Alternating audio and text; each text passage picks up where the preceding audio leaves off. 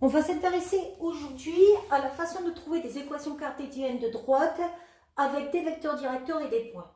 La première équation que je veux trouver, c'est l'équation cartésienne d'une droite qui passe par un point et qui a pour des vecteurs directeurs U donné. Alors je vous rappelle que l'équation cartésienne, elle est toujours définie à un coefficient près. Elle est du type ax plus by plus c égale 0, un vecteur directeur a pour coordonnées moins b, a. Alors, ce qu'on peut faire déjà, c'est voir graphiquement qu'est-ce qui se passe. Si je voulais tracer cette droite, je sais qu'elle passe par le point de coordonnées 2, 3, donc 1, 2, 3, et qu'elle a pour vecteur directeur 2, 1, ça veut dire que ma direction va être donnée à partir de ce vecteur directeur. Donc là, c'est le vecteur U. Et la droite que je cherche, c'est donc cette droite ici. Ça va être la droite D. Donc ça peut être intéressant à partir du point du vecteur directeur de la tracer. Et je veux donc trouver l'équation de cette droite. Je sais que cette équation va être du type ax plus by plus c égale 0. Et je sais que le vecteur U a pour coordonnées moins b, a. Or, le vecteur U a pour coordonnées 2 et 1. Concrètement, si on identifie, ça veut dire que le A va être égal à 1, le A va être égal à 1, et que le moins B va être égal à 2, et que le moins B va être égal à 2. Ça veut dire que le A va être égal à 1, ça ne bouge pas, et le B va faire moins 2. Quand vous avez trouvé le A et le B, vous pouvez déjà commencer à écrire le début de votre équation cartésienne. Ça va donner donc 1x moins 2y plus c égale 0. Il va falloir trouver le c. Le c, comment vous allez le trouver? Tout simplement en utilisant la propriété que la droite passe par le point A. Or, le point A est donné par des coordonnées x et y. Vous allez donc remplacer les coordonnées du point A là-dedans. Donc si je remplace le x, je le remplace par 2.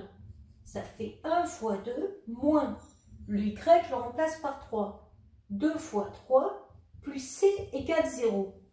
1 fois 2, 2. 2 moins 6, ça fait moins 4.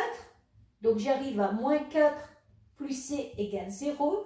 Et si j'isole le c, ça va donc donner c égale 4. Et vous voyez qu'à partir du moment où vous avez le A, le B et le C, vous allez pouvoir écrire l'équation que vous cherchez. Ça va donc donner 1x moins 2y plus 4 égale 0. Donc ça, c'est une équation cartésienne de droite.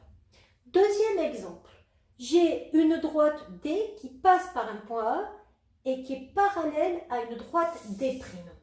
Donc on va revenir à cette méthode en utilisant les propriétés des droites parallèles. Si D est parallèle à D', ça veut dire qu'un vecteur directeur de D' sera un vecteur directeur de D puisque ça va donner la même direction. Or, si je prends un vecteur directeur de D', la formule me dit que c'est moins BA. Que vaut B? B, c'est le coefficient devant le Y. Ici, si je devais en écrire un, ça serait 1. Donc, si B vaut 1, moins B vaut moins 1. Le A, c'est le coefficient qu'il y a devant le X. Le coefficient qu'il y a devant le X, c'est moins 2. À partir du moment où maintenant j'ai un vecteur directeur et un point A, je peux utiliser la méthode précédente. La méthode précédente me dit que l'équation cartésienne de D va prendre la forme AX plus by plus c égale 0. Le A va être donné par moins 2, moins 2x. Le B, ça va être l'opposé de moins 1. Donc, il va rester 1y plus c égale 0.